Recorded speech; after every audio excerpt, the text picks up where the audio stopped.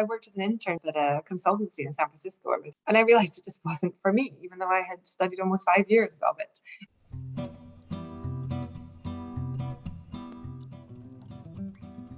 Hallo und herzlich willkommen zum Podcast Stark und Unsicher. Mein Name ist Kerstin und ich unterstütze Menschen in ihrer Stärkenorientierung. In diesem Podcast spreche ich mit spannenden Persönlichkeiten über ihre bunten Lebenswege. Wie sind sie dorthin gekommen, wo sie heute stehen? Wann haben sie sich in der Vergangenheit unsicher gefühlt und welche Stärken begleiten sie auf dem Weg? Falls du das genauso spannend findest wie ich, dann bist du hier genau richtig. Und falls du noch mehr über meine Arbeit erfahren möchtest und wie du deinen persönlichen Skilltree für berufliche Zufriedenheit mit mir gestalten kannst, dann schau mal rein unter www.personalskilltree.com. So, und jetzt freue ich mich riesig, diese Folge mit dir teilen zu dürfen. It's not too late. Deine Kerstin. Welcome to this episode of the podcast Strong and Insecure, stark und unsicher. Today our guest is Caroline Reid, the Sustainability Director for Europe, Middle East and Africa at Oatly. She is based in Malmö in Sweden and is enthusiastic about empowering a plant-based revolution. Before that, she worked in different roles connected to sustainability at IKEA, and I'm very happy to welcome her today so that she can tell us a little bit more about that. Welcome, Caroline. Thanks for inviting me. All right, Caroline, your current role, Sustainability Director for Europe, Middle East and Africa, it sounds quite large. It's a huge region, right? And you're responsible for that at Oatly. So what can you tell us about your job for somebody who has no idea what does a Sustainability Director do? It's a really good question to start with. Well, what's my job about? At Oatly, we have a very clear mission that we want to make it easy for people to eat better and live healthier lives without recklessly taxing the planet's resources. And so to do that, we have a sustainability plan, or you could say a strategy about that crosses our value chain of what we want to do and where we want to be in 2029. And we also have for 2029 and not 2030, like many other companies, because we just want to kind of highlight that we really have so little time. And so what my role is to say, okay, if this is where we want to be by 2029, what do we actually need to start to do? And what are the actions and the projects and the initiatives that we need to actually start to see that change and see that impact? It's always important to reflect with sustainability that we are a catalyst to change within an organization. We are not the ones that make the change, because actually sustainability really should be part of everyone's role and all departments and all functions within the company, and everyone contributes towards that sustainable agenda. But what I do together with the sustainability team within EMEA is we inspire and we build knowledge and awareness and capacity and enable all the different leaders to then really make that positive impact. Right. I see. Right. When you say you enable others and empower others, I think that's already a very, very good point, because often many people would like to live more sustainably, right? They already see the challenges, they already have heard about, it's hard not to have heard about the challenges that we are faced with in this world of today. And then there are always a lot of sentences that I hear, but it's hard, but how do I do it, and so forth. So how do you empower and enable people to do their work more sustainably, also to produce more sustainably when it comes to your work at Oatly, for example? I think it's always about starting with breaking it down. First is making people inspired that they want to be part of making a change. And I think when it comes to the food industry, the food system is 1/3 of all global greenhouse gas emissions. So by saying, like, if we are able to be part of transforming that food system, changing it in a way that makes it more sustainable, more resilient, more adaptive, and switching towards more plant-based is one way of doing that. Inspiring people to really want to do it is step one. But then it's about breaking it down, because often companies, as Oatly and as other companies that I'm very aware of, have very ambitious sustainability plans out to 2030. But it's hard to look at that and see, okay, but in my today, in my action plan or my current to-do, what do I need to do to make that change? So it's working with different people, different leaders, different functions, different departments to break down the plan and say, okay, which parts of our strategy are connected to you and your department?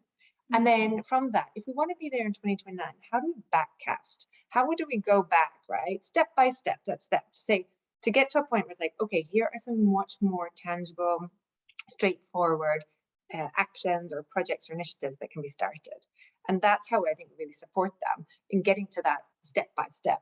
And it's, there's a saying, I've heard many people say, I don't know if it's a Swedish saying, and slice the elephant, or, you can't address it all at once. You need to do it bit by bit. And it is really, I think it's sustainability, expertise, and people that work in that field to really help different stakeholders break it down to sort of identify what is the part that they can influence.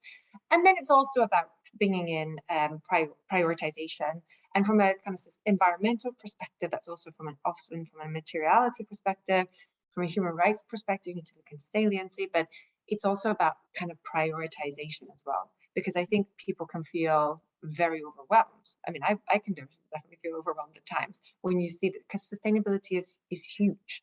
And it requires systematic change across, and that can sometimes feel a bit daunting for everyone. Yeah. Thank you for mentioning that. That was also in my list of questions, actually. How you feel about this? I mean, you are one of the people who doesn't look away, right? I mean, it's as you said, it's overwhelming, and the more that we face the problems and the challenges, the more overwhelming it can get. So how do you deal with it personally, that you know the facts and you know what's going on in the world, and then at the same time you see that change happens more slowly than probably we want, right? I think there's so many levels to it. I mean, sometimes I just go home and I just have to sort of be like, this weekend I'm not going to think about it because it is too depressing. But for most of the part, I mean, there's a number of things. I've only worked for companies that I strongly align with their culture and values, and that I believe that truly believe in sustainability. For me, that's the only way I can work with this topic. I couldn't work for a company that is purely talking about sustainability because it's something they need to talk about, but it's not embedded into their business model. So that's something that brings me energy and passion, because I have that alignment with the company. So in my day-to-day work, I'm able to move parts, but it's tiny within the scale of the massive agenda. I think that it's also focusing on, sometimes instead of focusing on where can I make change in my day-to-day, and inspiring friends and family and others around, and people often, I don't know if people in the sustainability world that are maybe listening often experience this as well, but people, become quite defensive when they hear you work in sustainability. They start to defend their lifestyle choices. And to me, I'm not judging anyone. I still take flights occasionally, but I think it's also identifying where you can make change and where you can have an impact. I've been vegetarian since I was 11. I'm pretty much, what am I, like 93% vegan these days, It's like making a journey. It's cutting down the flights. It's taking the train where I can. It's saying, let's just holiday in Sweden.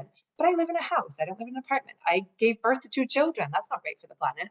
And I think having the conversation with others and just being transparent, like none of us are perfect and we all need to try. But what I usually try to emphasize to people are, there's a couple things, if you were going to focus on anything, it's what you eat, it's how you travel, and it's who you vote for. And try to turn it that way, because those are the 3 probably biggest drivers as an individual.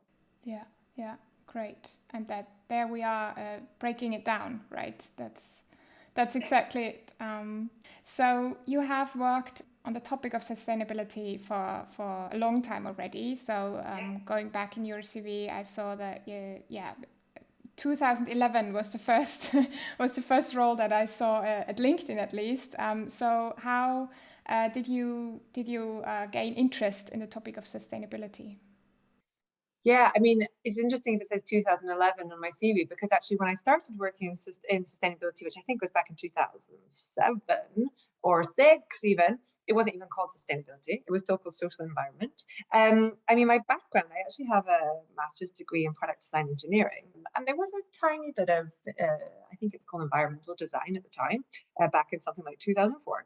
But then I had briefly did a consult. I worked as an internship at a consultancy in San Francisco with product design engineering. And I realized it just wasn't for me, even though I had studied almost 5 years of it.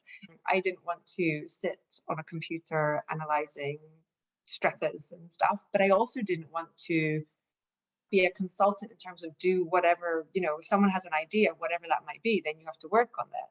And so I think this is where my first aha moment came of identifying with certain companies and identifying, working, choosing a path where I felt committed to an organization's mission.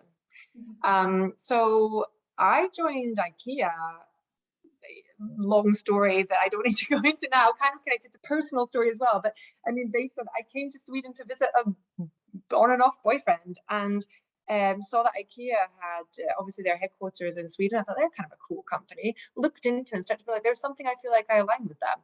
And I actually started off as an assistant to one of the high-up leaders at the time. Learned a huge amount in that first year. I always recommend, if someone's not sure what they want to do with their career, going in as a kind of executive assistant is an amazing opportunity, especially at a company like IKEA.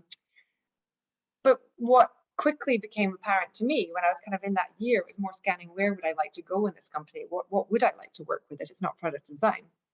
And I just realized that the people that were working with social and environmental topics at the time, I just realized that to me, it sparked some kind of passion, that it wasn't just about saving a company some money or, designing the next beautiful item, or, it's really, if you can make an impact and actually have an impact on our planet or on people in a positive way. And it just sparked an interest. And luckily, IKEA back then was one of those companies that you didn't need to have the education. Not many people did have education in social environmental stuff at the time. So I quickly transitioned into a role in social environment that then became sustainability, as you said, in 2011, apparently. Yeah, and then I had this amazing career where I worked with sustainability within transport. I wanted to get closer then to the products. So I went into the trading part of IKEA that worked with all the factories. How do you make factories more sustainable and more efficient? Then after that, I thought I want to get even closer to kind of the product design side of things and maybe actually connect my education up to it. So I went to the part of IKEA that is very responsible for all the product development, and was then closely connected with circularity. How do you actually design for sustainability? Also very much worked closely with raw materials. Super interesting. I love raw materials. I mean, the biggest impact from a sustainability or environmental perspective, and often social perspective, of a product, of a food, of whatever, is actually way back at the source. It's in the field, it's in the mine, it's in the, I guess it's at that source.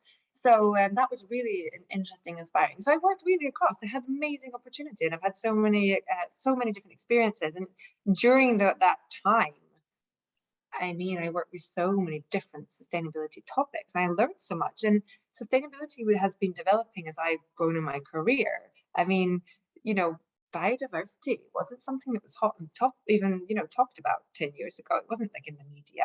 I worked for a couple of years on ocean plastic pollution. I mean, I drove the decision to remove all single-use plastic from IKEA some years ago. These things weren't, it was like something was a thing, and it was like, whoa, and oh, we're contributing, and how can we not contribute? And also, how can we turn around and have a positive impact on this?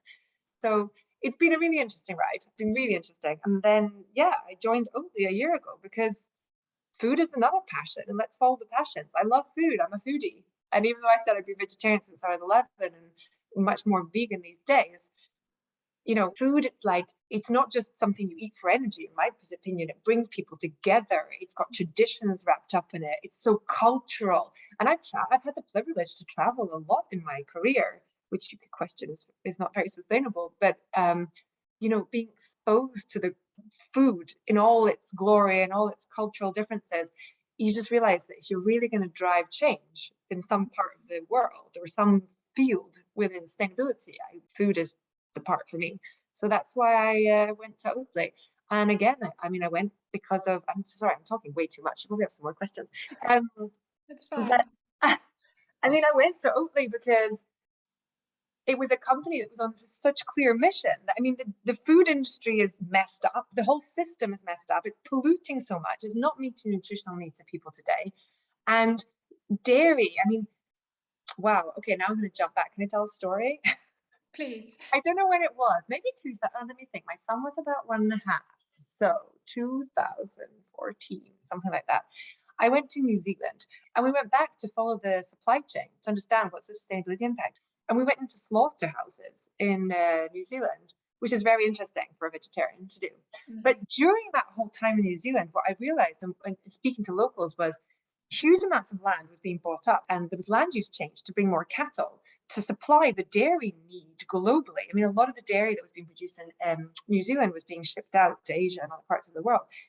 And the animal welfare aspect of dairy was nuts. I mean, male cows were being born, they're just sent to slaughter directly. They're useless, right? You just need female cows. And the animal welfare part of it. And then it just opened this door to something that, even though I'd been vegetarian for so long, I just didn't understand the impact of the dairy industry. And so I guess that awakened me from a perspective that, again, I've had these really interesting insights along my career that's made me realize, like, this is somewhere where I want to go and have a difference. But going to Oatly, I strongly believe it's not possible to do small, iterative changes within the dairy industry to make it sustainable. I strongly believe we do need to go plant-based when it comes to dairy. We need to move away from the dairy industry as it is today. It's so emitting, it's not healthy, and the animal cruelty. So I love being at Oatly because it's all about empowering this plant-based transition and supporting farmers on that journey. Because farmers are so key globally, right? They produce the food that we all need to survive. So it's not about shaming or blaming or taking business away. It's about saying, how do we support farmers in that transition to more sustainable, adaptive, resilient farming that is focused much more on plant-based? Yeah. Sorry for that monologue. No, I'm so thankful that that you shared the story, and also I can feel the passion that you bring to your job, and I think it's amazing, and at the same time it's great that you can do this, right? You can live your passion in your job. It's privileged, right? Yeah. You mentioned now that you also want to talk to farmers, and it's also about not blaming anyone, but really taking everyone with us, right, on this journey, and see how we can walk this journey together. And I remember that at the 15 Seconds Festival where you gave that speech, and we met, that you also were very open. You said, come to me, ask me questions. I'm ready to, I'm open to talk to everyone. And and there were also people who asked very skeptical questions, and some people see, they are scared because they make a living with milk production, for example. They live from that. That's probably has been in their families for centuries. And how do you talk to them? What's your approach? Yeah. I mean, I think first thing is, like, we want to see, the future farmers. They're land stewards of the future. I mean, they're going to protect our planet, and they have such a huge role to play. So it's first, like, recognizing the amazing work that they do, and understanding that they are the front line of climate change often. So they see the need to change. But at the same time, there are so many barriers in the way when it comes to legislation, when it comes to financing, when it comes to knowledge. When it comes to the food industry, is the food industry prepared to buy alternative proteins, for example? So at Oatly, it's about finding different research projects that actually can give us different learnings on how this transition can be supported. So, for example, in Sweden, we're part of a UNICECO project together with 11 farmers, where it's looking into what are those key barriers and how can we support and be a lever to take away those barriers. And so, for example, when it comes to sustainable regenerative agricultural practices, or supporting them on that transition to plant more plant-based, how can we as a company commit to purchase, or the output, but also incentivize and also recognize that taking certain sustainable practices or doing those can come with a cost, also often short term. And how do we support farmers financially to implement those practices? And it might be short term. It's not something that perhaps needs to be financed long term, because often it's the change, right, where you need some support. But then long term, it's like, actually, you might get better yields, or you might be producing much more diversified crops that will bring a great income. And so that's short term. So that's the type of things we do. And we also just started off in Finland doing something similar with a university. And we're just right now seeking farmers who want to be part of the project. And what's really great with these type of projects is you can also see the interest from farmers.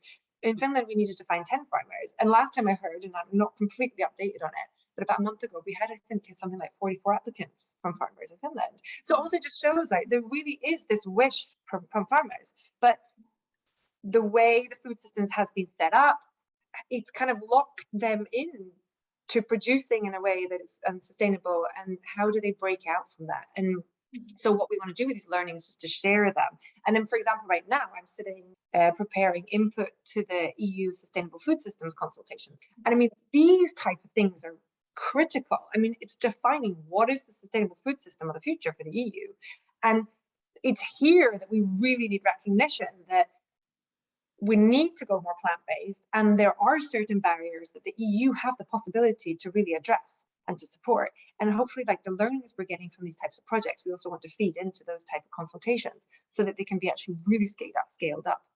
And that's often a challenge with sustainability, right? It's easy to do small pilots here and there, but how do you take pilots to scale and have that massive systems change? And we strongly see that it's like doing these really science-based studies and then sharing those learnings and getting them really elevated to the right level, whether it's in legislation or with other companies and industry to make changes. Right. Yeah. Now, speaking about taking it to a larger level, I would like to go back to your title, Sustainability Director for Europe, Middle East and Africa. Actually, and Australia. Oh my God, I'm so sorry. Yeah, so how do you include other countries, other continents? How does it reflect in your work? Well, I mean, in the reality, the majority right now of our sales in the region I operate in are within the European Union and the UK. So that's the majority of the focus. We have sustainability managers for also different markets that also are much more tightly connected to what's going on, within the DACH region, within the Nordic regions, within UK and Benelux, because obviously there are differences depending on which markets you're operating in. From a consumer perspective, like where's the consumer at in this plant-based transition, and empowering them and consumers to make a change? What's the agricultural landscape like? And then also our production is we have different production depending on where we're operating. So there are slight differences, but it's also about harnessing the synergies across, because it's also about being efficient. We need to be efficient. We need to be efficient so we can operate and exist to then drive this sustainable change. Yeah. Right. So you work as a director, and then there are managers for different countries and local regions that you work together with to have an impact locally. I see. Yeah. And then, I mean, as sustainability director from the region I'm in, there's also a sustainability director for APAC, which is basically the Asian region, and for North America. So we also connect to share learnings across. But again, quite different where we're at in terms of maturity of the plant-based movement, where consumers are at. Again, so it does change, but there are synergies that we can harness as well. Right. And I'm very happy that I have colleagues within sustainability at Oatly, because I know, I mean, I have quite a big sustainability network, and there are many sustainability professionals out there working in companies where they're maybe just themselves, and it's quite a lonely job. So I feel very privileged to have worked in companies and work in a company where I have sustainability colleagues and fantastic sustainability colleagues at that. So I'm very lucky. Nice. Amazing. Yeah. All right. So you mentioned that when somebody would like to have a career change and they don't know yet what exactly they would like to do, if I remember correctly, you mentioned the role of an executive assistant, what you did at IKEA. So what do you do as an executive assistant? So you don't need any special knowledge in a specific topic, but you need other skills, I'm sure. Yeah, I mean, you definitely need to be a generalist. I mean, when I got the role, actually, I was like, oh gosh, am I going to just be making coffee? I kind of took it because I'm one of those people that if something feels like this could be fun, I go for it. I don't generally think it all the way through. I don't think I'm going to do X, Y, Z, and in 3 years I'm going to be here. It's more like I'm probably going to learn something from this. I get a good vibe from the company, the manager, the people I've met. That's good enough for me. As long as I'm learning, I'm on a learning journey and I have a possibility to have an impact, I'm good. So, but from the perspective of the executive assistant, what you need, I mean, I had a university degree. I assume you need to have a university degree, and you have to be kind of interested in perhaps the type of business that is being ran. But it's not about making coffee, right? And I think, I mean, you are the right hand man of that person you report to. You're privileged to a lot of confidential senior information that you wouldn't otherwise be as quite a junior. You start to understand how companies function, or that specific company, the politics. Unfortunately, there usually is the politics, and also the companies I've worked in, and I think many do. Having a network is very important for your progression. So I think also when you're at that type of business, you build a very big network very quickly. But then what you end up doing, I mean, it's everything and anything. And I think my success in that role, and I think many others, is that, and it's been something I've kept my whole career, is just you hear someone just express an idea or thought, and you just take that and do something with it, right? And then come back and like, okay, you mentioned like this. Could this be a way of addressing this? Could be this a way of changing this, driving it? And I realize now, being in a much senior role, 16 years into my career, often you have the ideas, but you don't have the time and capacity to drive every idea or to further develop it. And if you have someone around you that has driven and has the energy to be like, there's some idea that sounds actually really interesting. What if I were to build out that idea a bit? What would it mean? I mean, that's amazing. That's the kind of people you want around you. So I think that's the type of personality you need to have going into that role, that you're open to kind of doing anything, but it's really about not just focusing on the things that are assigned to you, but focusing also on the things that you're hearing, and then take them and develop them further. Right. It sounds like you need a lot of creativity as well, right? So openness and creativity to develop stuff further without somebody telling you exactly what to do. It's quite the opposite, I guess. Yes, exactly. And I think that's how you need to work, because you're often leading in the unknown, right? You don't, like I said, sustainability is evolving all the time. There are no solutions. It's not like you could just look to a textbook or another company and say, okay, we just do it like they did. It's not been done. A lot of the stuff we're trying to drive changes. We're trying to completely transform things that have been done for a very long time.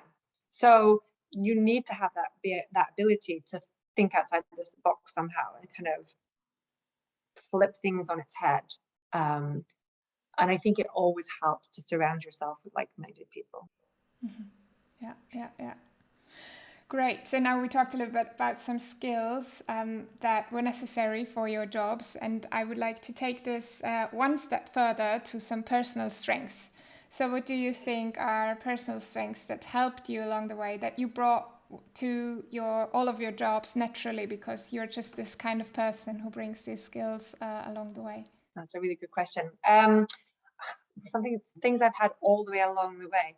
I think I have very good communication skills. And I've been told numerous times I'm a very good active listener. And I think that's really key, because you need to pick up on clues. And I think that's a little bit what I was discussing when you come in as a sort of assistant type role. You need to be deeply listening, but also pick up when this is something to then, discuss, act on, refer to. And I know very little. I'm not a specialist within sustainability, and sustainability is huge. That I doubt that anyone knows everything about sustainability. So I think being an active listener is really key, because that's how you pick up on all the cues and the messages and the ideas.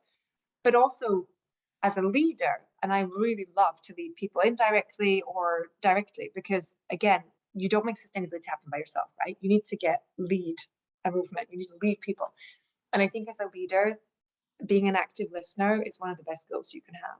Mhm. So that's, I think, a skill set I've had that's really helped me all the way along my journey. I think that the accepting that you can make mistakes and not being scared of that is also a skill I have, but also being quite sure that let's just do this. Like I've weighed the pros and cons, now we lean in and we do it. So it's kind of leaning in, kind of being quite decisive and not being afraid to make a mistake. That's also been, I think, something that's followed me. And I've had the luck of working for two companies that basically that's part of their culture, that it's okay, you know.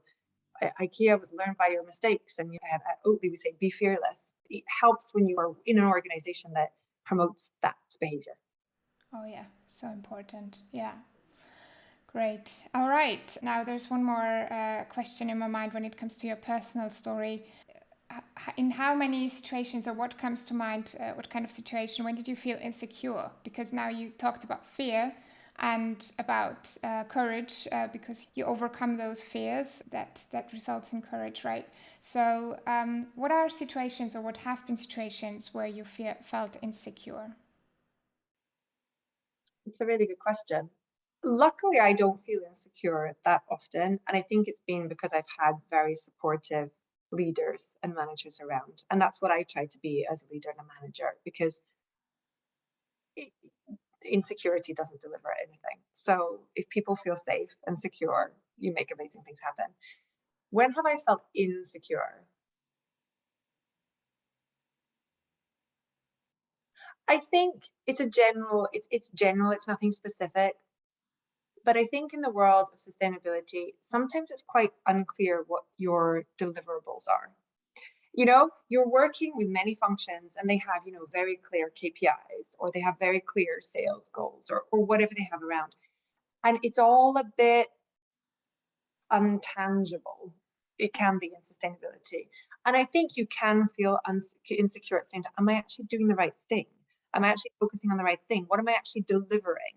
Because often, like I said, a lot of it is, how do you work through others and influence others and get others to act? Right. And I think that can bring insecurity, for sure, if you like to deliver and so on. And I think, again, I reflect as a leader these days that the most important thing is to constantly acknowledge sustainability professionals and stakeholders around you of what they are achieving, because I think sometimes it's hard to see it yourself, and then you can definitely feel insecure. Right. Yeah, thank you for sharing that openly. I think it's so important that we also talk about that, right? When we look up to people who have jobs that we would love to have as well, what I can imagine if some people listen to that and they would love to live their passion as you do, that there always comes with challenges as well. And yeah, to learn from each other, how do you deal with them, and to encourage each other, to empower each other to do it anyway and to keep moving. Yeah. Yes, 100%. And I think I think, yeah, I'll stop there. You mentioned you are a foodie and you love food. So what's your favorite dish? Do you have favorite dish? No, because I love food so much, and I love all the different. It depends on my mood, what I feel. Actually, to be honest, I think one of the reasons, I mean, I became vegetarian actually for animal welfare. I lived in the countryside of Scotland when I was as a kid, and I just didn't like the lambs being stuck in the van. I thought it looked horrible, and that was my decision. But I think one thing that my mom at the time said, yeah, of course you can be vegetarian if you cook for yourself, which she thought would like make me last a vegetarian for a week. But the thing is, food to me is so much connected to my mood that it was amazing, because then I could choose. I didn't have to, you know, eat what the family had, you know, my mom had cooked for us as a family. I would cook what I felt like at that time. So I think I'm still a bit like that, although I do love my husband's cooking, but he's an amazing chef too. My favorite dish, I can't pick one. There are so many. It's impossible. No, I was going to say there's a couple cookbooks that I love. We have a Jamie Oliver veg book, It's one of my favorite vegetarian cookbooks. I love it. Almost every dish you've done in it is delicious. And then Oatly is amazing. So there's some different chefs that I really love all their stuff. So that maybe I can say. Great. Yeah, and I love that story that when your mom said you should cook for yourself, and what can turn out of that, right? Because parents sometimes think that's the way to make you eat whatever comes on the table, but it didn't turn out that way. That's amazing. Not at all, not at all. Right. My last personal question, probably. So you're located in Malmö right now, but what's your background? So where were you born? Where did you grow up? How did you end up in Malmö? Yeah. So I was born in England. My dad was in the Air Force, so we moved quite a lot when I was quite little. Then when he left, we went to Scotland. He's Scottish, and my dad is. We moved around in Scotland, but my teen years were my childhood and teen years were in Scotland. As I mentioned earlier, I went to university in Scotland to be a product design engineer. I went at 17. I couldn't wait to escape the countryside of Scotland. So I just went to the big city of Glasgow, loved it. Didn't take study at university very seriously. I mean, I thought the university was about, leaving home and partying. I chose the university at the biggest student union, which was basically the biggest pub, I think, in Scotland or something. So I probably wasn't the most diligent student, but I was quite okay. I've always loved to travel. So I went in my second year, I don't remember, third. I went to Singapore for an exchange year, which was amazing. And that kind of gave me the taste for, there's something much broader and bigger than the UK or Scotland. It broadened my horizons for sure. At one point, I think it was just when I graduated, I also went backpacking through India for 6 months, just because I could. And I mean, how privileged we are. I was. I mean, education was free in Scotland. I had very supportive parents. I was a kick-ass waitress, so I earned a lot of money during my studies. So I was able to bankroll my travels. And then, like I mentioned, I was in San Francisco briefly, and then kind of had a bit of a crisis. What will I actually do with my life? And when I came to Sweden to visit the kind of on-off Swedish boyfriend I had at the time that I'd met in Singapore, and I stayed for IKEA. But then I stayed because, not for love, that ended quite quickly after I was in Sweden. But Sweden has this amazing work-life balance that I think just during the very short time I worked in San Francisco, it became very clear to me that work-life balance was really key for me. It's not about getting up, going to work and working until midnight and going home and living off takeout pizza. I'm not efficient from a work perspective. And even though I work with something that I'm passionate about, and I think we all should, I think we should all recognize that work is a part of our lives and life is short and there's so much more to it. So really to recognize now it's time to shut the computer. Now it's time to go and cuddle my kids or go for a run or go pick mushrooms in the forest or whatever it is you do. And Sweden definitely brings that, gives you that life. Also, you asked me what my favorite food is, and I wouldn't probably name any Swedish dishes as my favorite food, but I loved the way Swedes stopped work and went and sat down and had a warm dinner at lunchtime together, and chatted and ate food instead of coming from the UK, the kind of sandwich in a packet at your desk culture was just, there was so much about it. So, and I never thought I was going to stay in Sweden that long. I mean, I stayed at an IKEA. I thought IKEA's got all the opportunities. I'm going back to Asia. I love Asia. I want to go back there. But things change. You get different roles. I met my husband, my now husband. He's Swedish. We had children. I have now an almost 9-year-old and a 6.5-year-old, and they're amazing. And Scandinavia is one of the best places to raise children, and a privileged place. I just came off a call with some colleagues, and we were talking about in Germany, I think is similar. I think some parts of Europe similar, quite a lot of free childcare and so on. But the UK, apparently most average households spend 25% of their income on childcare, and so many, especially women, give up working to take care of kids. Mm-hmm. That was never a thing. I could continue my career and continue working and having, do that and raise a family. It wasn't a choice of one or the other.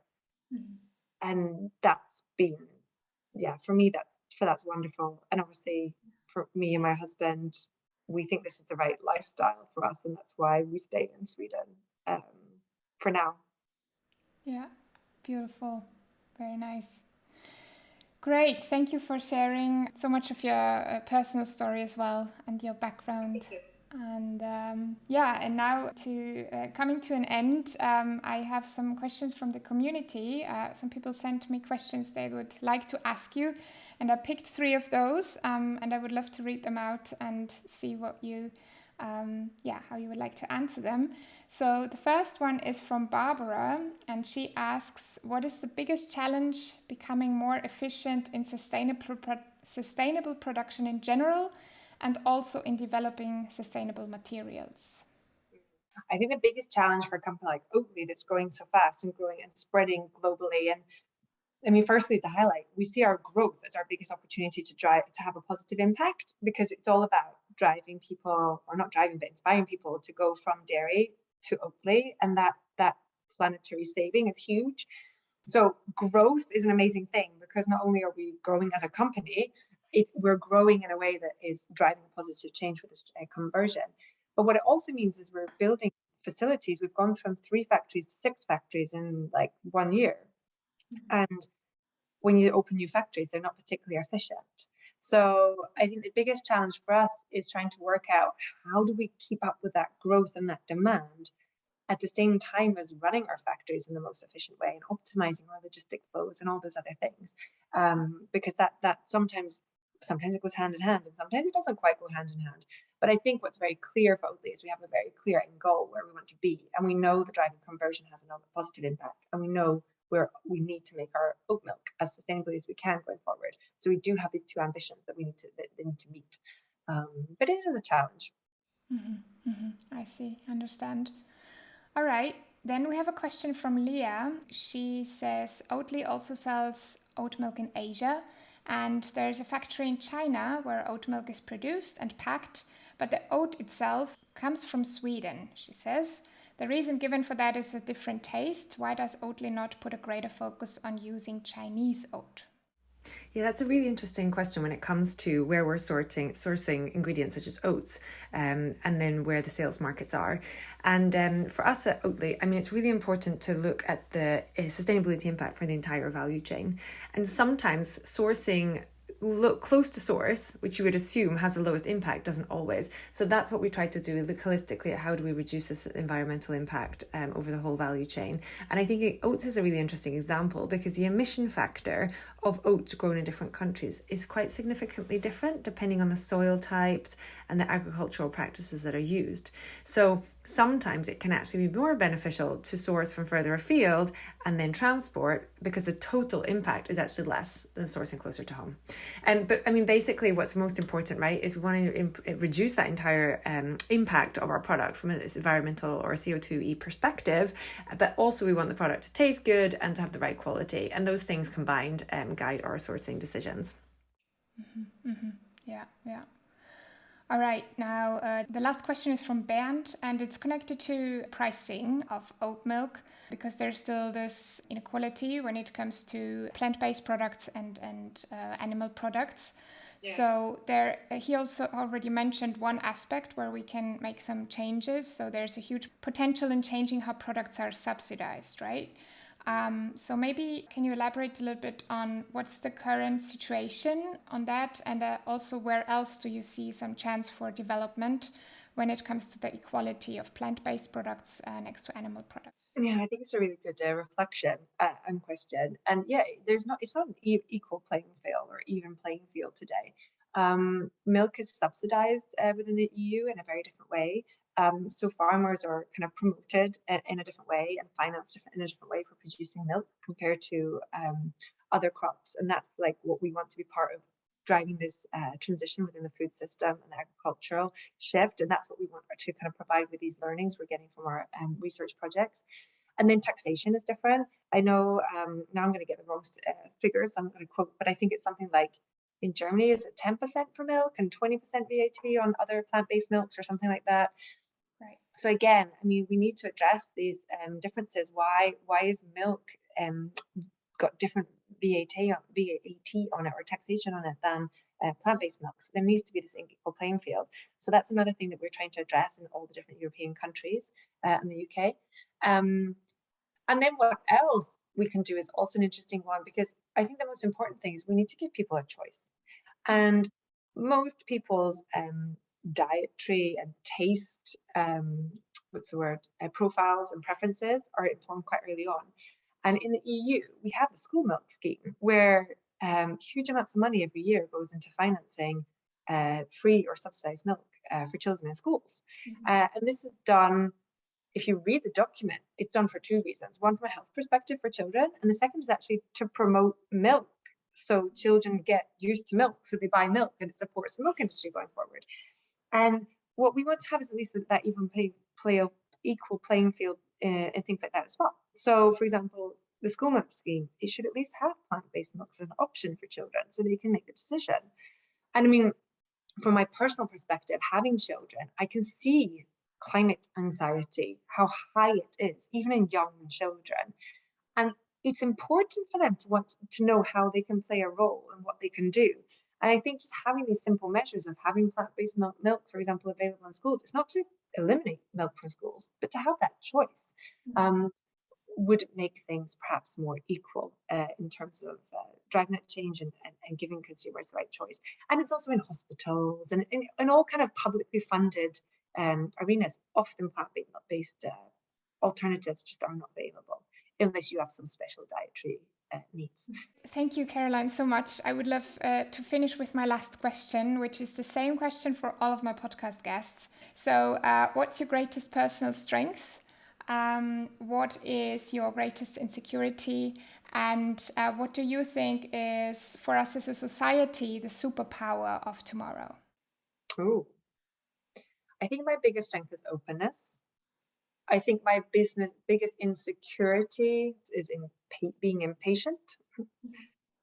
And I think the biggest, what did you say, the superpower for society? Yes.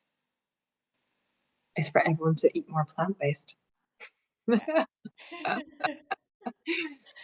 Thank you so much, Caroline, for taking the time and for sharing all your answers with us. Thank you for all the great work you do, and all the best to you. Thank you so much. Vielen Dank fürs Zuhören bei dieser Folge von Stark und Unsicher mit Caroline Reid. Was hast denn du aus dieser Folge mitnehmen können? Da bin ich natürlich ganz neugierig und freue mich über alle geteilten Gedanken zur Folge. Ich lese alles ganz aufmerksam und beantworte auch jede einzelne Nachricht, die ich bekomme. Und deshalb freue ich mich besonders, von dir zu lesen, zum Beispiel unter caroline.personalskilltree.com. Dort kommst du zum aktuellen Skilltree Magazinartikel mit Carolines Interview. Und dort findest du auch noch mehr Informationen, wie du die Plant-Based Revolution unterstützen kannst. Und jetzt wünsche ich dir eine gute Zeit, wo auch immer du gerade bist und was auch immer du gerade machst. It's not too late. Deine Kerstin.